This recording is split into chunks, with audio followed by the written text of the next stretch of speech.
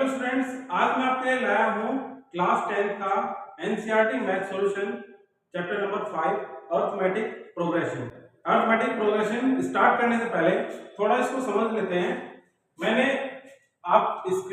Board पर दो series लिखी हैं 1 2 3 4 and respectively and so on 100 150 200 and so on and respectively. तो ये सीरीज आपको इनसे क्या मतलब अगर हम इनको सॉल्व करें तो इन सीरीज को आपको पता लगा कि 1 में अगर हम +1 कर देते हैं तो 2 आ जाएगा, 2 में हम +1 करेंगे तो क्या आ जाएगा 3 में +1 करेंगे 4 आ जाएगा। तो इसलिए जो डिफरेंस है, जो यहाँ पे डिफरेंस है डी की वैल्यू है वो 1 है। जो डिफरेंस है हमारे पास क्या है 1 है। एक सीरीज और है 100 150 200 250 300। तो इसी तरह इसमें जो डिफरेंस आएगा वो कितना आएगा 50। तो डिफरेंस का ही इसमें खेल है। अगर डिफरेंस हमारे पास एक जैसा होता है, डिफरेंस हमेशा जो एवरी टर्म्स होती है उसमें इक्वल डिफरेंस आता है, तो उसको हम क्या बोलते हैं एपी अर्थमेटिक प्रोग्रेशन, और हिंदी में इसको बोलते हैं समांतर श्रेणी। समांतर श्रेणी बोलते हैं। अब डेफिनेशन रीड करते हैं। An AP is a list of number in which each term is obtained by adding a fixed number। ये कोई सीरीज है।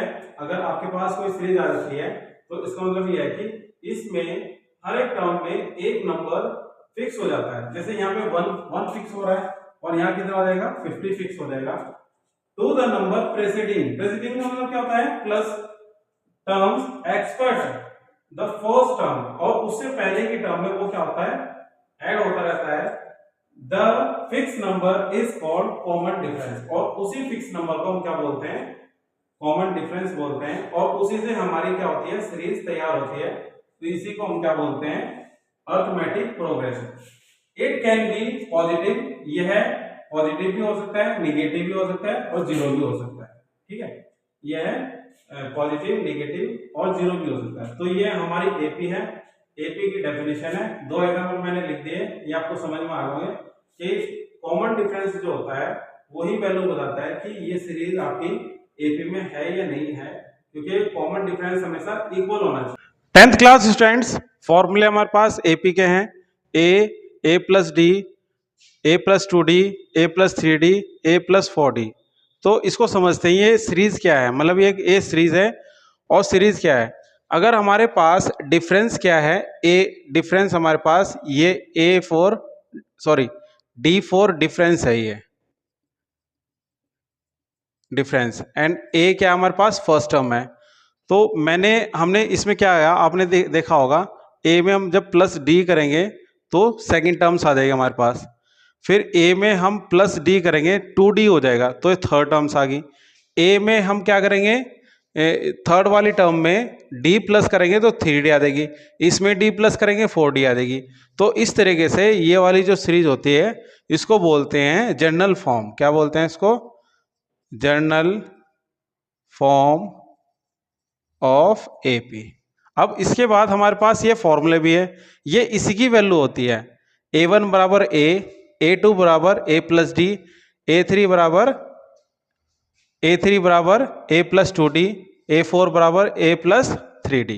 अब इसको चेक करने के लिए क्या करते हैं, डिफरेंस की वैल्यू निकालते हैं a2 माइनस a1, फिर a3 minus a2, a4 minus a3। तो यहाँ पर जो डिफरेंस आना चाहिए वो कितना आना चाहिए, इक्वल आना चाहिए। क्या आना चाहिए, इक्वल। और ये टर्म्स हमारे पास क्या चलती है, a1 लेंगे an, और उससे पहले की जो टर्म्स होगी a माइनस an माइनस 1 हो जाएगी, an माइनस 1 हो जाएगी। लास्ट वाली टर्म्स हमारे पास क्या है an है, तो उससे पहले क्या होगी -1 कर देंगे तो उससे पहले की टर्म्स आ जाएगी। ये हमारी नेगेटिव और पॉजिटिव में भी हो सकती है। तो ये फॉर्मूले हैं। अब एक्सरसाइज सॉल्व करते हैं। एक्सरसाइज 5.1 का क्वेश्चन नंबर 1 है, वर्ड प्रॉब्लम है। इसमें वर्ड प्रॉब्लम्स कुछ दी हुई है, तो फर्स्ट वाली सॉल्व करते हैं।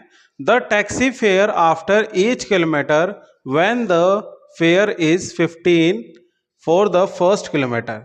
अगर एक टैक्सी ड्राइवर का किराया 15 रुपये होता है तो and ₹8 for each additional kilometre, और वो हर एक किलोमीटर में क्या देता है, वो ऐड करता रहता है। तो ये हमारे पास मान लिया, सपोज करो ये किलोमीटर है, ठीक है, ये किलोमीटर है, A B C D E and F. तो यहां से हमारे पास कितना था, 15 रुपीज ए टू बी। उसके बाद अगर वो 1 किलोमीटर के बाद जाता है तो यहां पर 15 तो एज इट इज रहेगा, बट प्लस 8 हो जाएगा, कितना देगा, 8 रुपीज प्लस हो जाएगा। फिर उसके बाद ये जो टोटल आएगा, अब इसमें एडिशनल ऐड होता रहेगा, 15 ये आ जाएगा प्लस 8 और प्लस 8। तो इसी तरह आपकी ये सीरीज तैयार हो जाएगी, 15 प्लस 8 प्लस 8 और प्लस 8। तो 15 ऐड करेंगे, 15 हमारे पास क्या है, अगर हम इसको वैसे सॉल्व करते हैं तो a is equal to 15 and d is equal to 8। a plus d, a plus 2d और a plus 3d। 15 plus 8, 15 plus 8 टू जा 16 और 15 प्लस 8 3 जा 24। तो यहाँ से ये सीरीज निकल जाएगी। सीरीज इसको सॉल्व करेंगे, 15 23 31 एंड कितना आ जाएगा 39। तो इस तरीके से इसका आंसर आ जाएगा। Question number 1 solve. Word problem का थर्ड देख लेते हैं, सेकंड आप सेल्फ ही सॉल्व कर लेना इसको। The cost of digging a well after every metre of digging when it cost ₹150 for the first metre and rise 50 for each subsequent metre. तो ये क्या कह रहा है कि एक वेल खोदना है, क्या खोदना है, कुआं खोदना है, और उसका जो खोदने का जो चार्ज होता है पर मीटर वो कितना होता है, 150 हो रहा है, 150 फर्स्ट मीटर का हो रहा है। उसके बाद अगर वो एक्स्ट्रा खोदता रहता है पर मीटर के हिसाब से तो वो कितना हो जाएगा, 50 रुपीज कॉस्ट उसकी ऐड हो जाएगी। अब यहां से जो सीरीज आ गई आपके पास, ए की वैल्यू कितनी आ गई, 150 और डी की वैल्यू कितनी आ गई, ₹50। अब यहां पर अगर हम सीरीज देते हैं, ए प्लस डी, ए प्लस 2d, ए प्लस 3d, तो 150 प्लस 50 कॉमा लगा देंगे, 150 प्लस 52 100, 150 प्लस 53 जा 150। तो इसी तरह ये ऐड होगी, तो यहाँ से सीरीज आ जाएगी आपके पास 150 200 250 300। तो ये हमारी AP series. Question number second, right first 4 terms of the AP. आपको फर्स्ट 4 टर्म्स लिखनी है एपी की। When the first terms A and common difference are given. आपको ए की वैल्यू दे रखी है, फर्स्ट टर्म की वैल्यू दे रखी है, और डिफरेंस जो है वो आपको गिवन है। तो आपके क्वेश्चन करने हैं। क्वेश्चन नंबर 1 लिखा हुआ है, 4th और 5th लिखा हुआ है। बाकी क्वेश्चन आपको प्रोवाइड हो जाएंगे। जिन बच्चों के पास मैथ्स की बुक नहीं है वो भी आप स्क्रीन से नोट कर लेना, ठीक है। तो फर्स्ट वाला सॉल्व करते हैं। सॉल्व करेंगे फर्स्ट क्वेश्चन। अब फॉर्मूला हमारे पास क्या है, ए प्लस डी, ए प्लस 2d, ए प्लस 3d। अब ध्यान रखना, जो हमारे पास टर्म्स कह रहा है, ये 4th कह रहा है टर्म्स, ए फर्स्ट टर्म में ए आता है, फिर ए प्लस डी, ए प्लस 2d, ए प्लस 4d। 4d का मतलब क्या होता है, यहाँ पे 4d नहीं आएगा, यहाँ पे आएगा 3d, क्योंकि n माइनस हो जाती है टर्म्स, ठीक है, n माइनस हो जाती है। तो अब वैल्यू रखते हैं, a की वैल्यू क्या है 10 प्लस, अब यहाँ पे डिफरेंस देखो 10 है, 10 प्लस 10 2 जा 20, 10 प्लस 10 3 जा 30, 10 आ गया इसका आंसर, 20 30 एंड 40। ये हमारे पास क्या होगी, फर्स्ट 4 टर्म्स होगी फर्स्ट क्वेश्चन की। इसलिए मैंने फोर्थ क्वेश्चन इसलिए लिया क्योंकि ये डी हमारे पास क्या है, फ्रैक्शन में है, और यहाँ पर भी हम क्या करते हैं, ये भी हमारे पास डेसिमल में है, ये भी डेसिमल में माइनस में है, तो इसको भी आप क्या कर लो, डेसिमल में बना लेते हैं। तो हम इसको 0.5 लिख लेंगे। क्या लिख लेंगे? 0.50। फर्स्ट क्वेश्चन सॉल्व हो गया। अब क्वेश्चन नंबर करते हैं फोर्थ। तो ए की वैल्यू दे रखी है यहाँ पे माइनस का 1, और डी की वैल्यू 1/t गिवन 1/2 गिवन था, हमने इसको डेसिमल में कर लिया है। तो डेसिमल में थोड़ा इजी रहेगा। ए प्लस डी, ए प्लस 2d, ए प्लस 3d, 4 टर्म्स हमें फाइंड आउट करनी है। तो फर्स्ट वाली वैल्यू क्या होगी? -1। अब सेकेंड वाली वैल्यू -1 प्लस 0.50, -1 प्लस 0. अब ये 2 से मल्टीप्लाई है, 2 से मल्टीप्लाई का मतलब है 2 से यहाँ पे मल्टीप्लाई कर देंगे या इसमें मल्टीप्लाई करेंगे, इसका हो जाएगा 2 5 10, 1.0। कितना हो जाएगा? 1.0। इसके बाद a की वैल्यू है -1, और इसमें क्या हो जाएगा हमारे पास? 3 से मल्टीप्लाई कर दो, 1.5। अगर 50 में 3 से मल्टीप्लाई करेंगे 1.5। अब इसका आंसर आएगा -1। इसका आंसर कितना आएगा? माइनस का 0.50, क्योंकि ये 1 रुपीज़ है, इसको 1 रुपीज़ में कन्वर्ट कर लो। 1 रुपीज़ में आधा रुपीज़ अगर माइनस हो जाएगा तो कितना बचेगा? आधा रुपीज़ बचेगा, आधा माइनस हो जाएगा। उसके बाद 1.0 और 1.0, ये माइनस है, ये प्लस है, तो कितना आ जाएगा? 0 आ जाएगी इसकी वैल्यू। यहाँ पर क्या आ जाएगा? प्लस का 0.50, क्योंकि ये 1.5 है और 1 है, ये इसको 1.0 बोलेंगे। तो जब माइनस करेंगे कितना आएगा? 0.50 आ जाएगा। तो ये हमारी सीरीज आ गई, ये इसका आंसर आएगा फोर्थ का। फिफ्थ क्वेश्चन में सॉल्व करेंगे। ए प्लस डी, सॉरी इसको ऐसे लिख लेते हैं, ए प्लस डी, ए प्लस 2d, ए प्लस 3d। ए की वैल्यू हमारे पास माइनस का 1.25, और इसकी वैल्यू क्या हो जाएगी? -1.25 और प्लस माइनस -0.25। इसकी वैल्यू हो जाएगी -1.25 माइनस, अब देखो माइनस प्लस माइनस 2 की मल्टीप्लाई करेंगे तो 0.50। इसकी वैल्यू कितनी होगी? -1.25 माइनस प्लस माइनस और 3 से मल्टीप्लाई करेंगे, 25 3 जा 0.75। अब आप इसको सॉल्व कर लेना, ये आपका होमवर्क भी है, और बाकी क्वेश्चन आप सॉल्व कर सकते हैं। थर्ड क्वेश्चन है, बहुत इजी क्वेश्चन है। For the followings APS right the first term and common difference. इसमें आपको a की वैल्यू और d की वैल्यू यहाँ से फाइंड आउट करनी है। फर्स्ट क्वेश्चन करते हैं। देखो जब आप इसको सॉल्व करेंगे तो a की वैल्यू हमारे पास 3 आ जाएगा। d की वैल्यू निकालने के लिए मैंने ये बोला था आपको, ये a1 है, a1 a2 a3 और a4। अब हमें कॉमन डिफरेंस निकालना है, सब में एक जैसा आता है या नहीं। तो दो टर्म्स देख लेते हैं, a2 minus a1 equal to a3 minus a2। तो a2 कितना है? 1, और माइनस a1 की वैल्यू 3 इजिकल टू, अब a3 की वैल्यू कितनी है? -1 ले लेंगे। a3 की वैल्यू कितनी? -1, और a2 की वैल्यू कितनी है? -1 हो जाएगी, यहाँ पे माइनस आ जाएगा और ये +1 हो जाएगी। तो यहाँ से कितना आ गया? -2, और यहाँ से भी -2। तो हमारे पास d की वैल्यू कितनी आ गई? 2 आ गई। तो इस तरीके से आप a की वैल्यू और d की वैल्यू क्या कर सकते हैं? फाइंड आउट कर सकते हैं।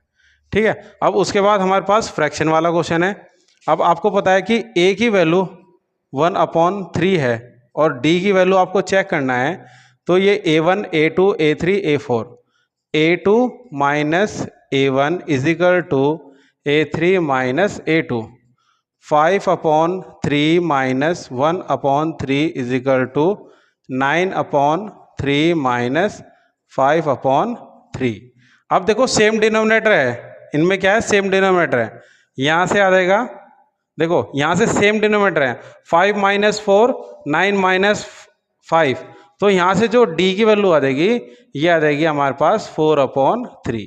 तो इस तरीके से आप इस क्वेश्चन को सॉल्व कर सकते हैं। पॉइंट वाले क्वेश्चन भी हैं और इसमें बहुत सारे क्वेश्चन भी हैं, आप इसको आराम से सॉल्व करना है, क्योंकि पॉइंट डेसिमल वाले क्वेश्चन थोड़े प्रॉब्लम क्रिएट हो जाएगी उसमें।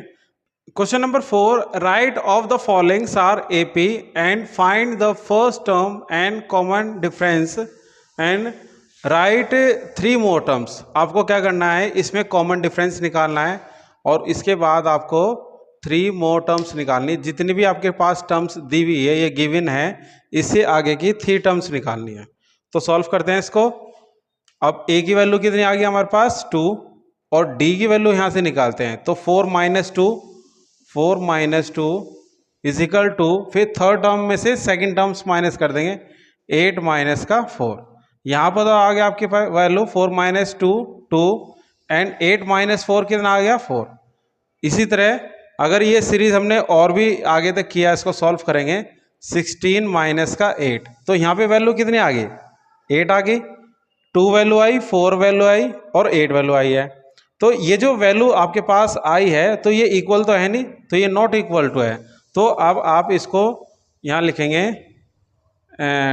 टर्म्स आर नॉट APS, तो ये आपका आंसर हो जाएगा।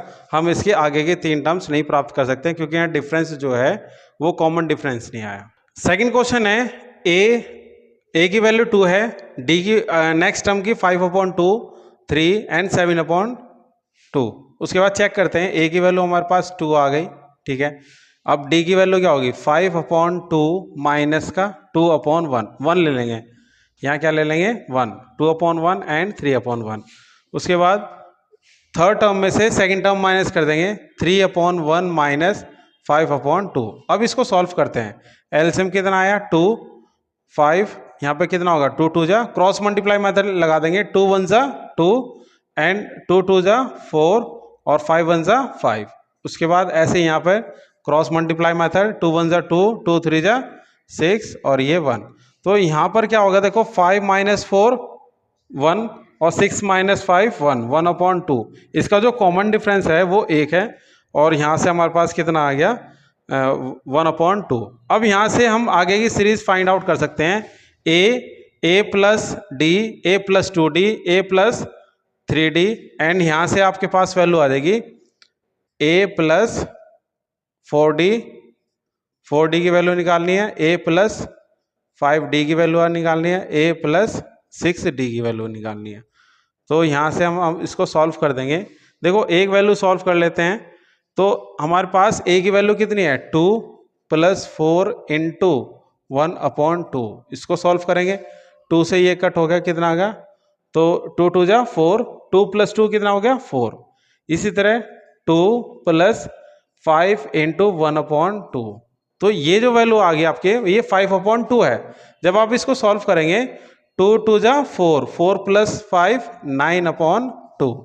उसके बाद अब ये सीरीज आपकी फाइंड आउट होगी, देखो 2 3 एंड 4। अब यहाँ पे लास्ट यहाँ पे क्या आएगी 6 वाले में आप क्या आएगी 2 3 4 एंड 5 आ जाएगी। तो ये वैल्यू यहाँ पे ये इसके आंसर आ जाएंगे, 3 मोर टर्म्स के आंसर आ जाएंगे, a plus 4d, a plus 5d, a plus 6d के आंसर आ जाएंगे 4 9/2 एंड 5।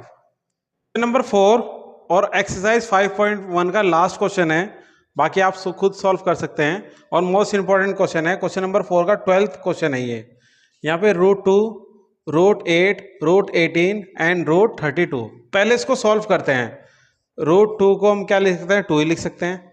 इसके फैक्टराइजेशन करते हैं 2 इंटू 2 इंटू 2। इसके भी फैक्टराइजेशन करते हैं 3 इंटू 3 इंटू 2 और इसके भी फैक्टराइजेशन कर सकते हैं 2 इंटू 2 इंटू 2 इंटू 2 इंटू 2। 32 के अगर हम फैक्टराइज करेंगे तो 2 को 5 टाइम लिखेंगे। अब यहाँ से हमारे पास क्या आ गया √2, ये दो के पेयर बनाने हैं, एक पेयर बाहर निकल जाएगा तो एक अंदर रह जाएगा। उसके बाद 3√2, इसको क्या लिखेंगे 3√2। अब ये 2 और 2 पेयर, इसमें से 2 बाहर आ जाएगा और 2 बाहर आ जाएगा, 2 2 जा 4, 4√2। अब ये आपके पास आ गया। अब इसमें a की वैल्यू तो हमारे पास कितनी आ गई, √2, एंड d की वैल्यू कितनी आ गई यहाँ पर 2√2 माइनस √2, उसके बाद 3√2 माइनस 2√2। अब यहाँ से अगर आप एक माइनस करके देखेंगे, अगर आप डिफरेंस देखेंगे तो एक ही डिफरेंस आएगा, 2 माइनस 1 हो रहा है तो √2 बचेगा, 3√2 में से 2√2 माइनस हो रहा है, 2 आम में से 1 आम माइनस हो रहा है, 3 आम में से 2 आम माइनस हो रहे हैं, तो इसका आंसर कितना आएगा, एक ही आम आएगा, एक ही आम आएगा। तो इसमें तो यानी कि √2 ही बचेगा, 1√2। तो अब आप इसके बाद आगे के जो टर्म्स है वो फाइंड आउट कर सकते हैं। a की value a plus 4d, a plus 5d और a प्लस 6d। तो इस तरीके से इसका आंसर हो जाएगा, क्वेश्चन सॉल्व हो जाएगा। बाकी क्वेश्चन भी आप खुद सॉल्व कर सकते हैं। 10th क्लास स्टूडेंट जो भी आपको क्वेश्चन सॉल्व नहीं हो रहा है तो साथ ही हमें कमेंट करके जरूर बताएं। और बहुत क्वेश्चन बहुत इजी हैं। क्वेश्चन नंबर 4 के भी एक्सरसाइज मैंने आपको कंप्लीटली सॉल्व करके दिखा दी है, इस टाइप से सॉल्व होएगी, आप उसको सेल्फ ही सॉल्व कर सकते हैं, बहुत इजी है, बस इसमें ओनली फॉर्मूले आपको यूज़ करने हैं। तो वीडियो आपको कैसा लगे है साथ ही लाइक कीजिएगा, शेयर कीजिएगा एंड सब्सक्राइब कीजिएगा, ज़्यादा से ज़्यादा अपने फ्रेंड्स को शेयर कीजिएगा। मिलते हैं नेक्स्ट वीडियो में।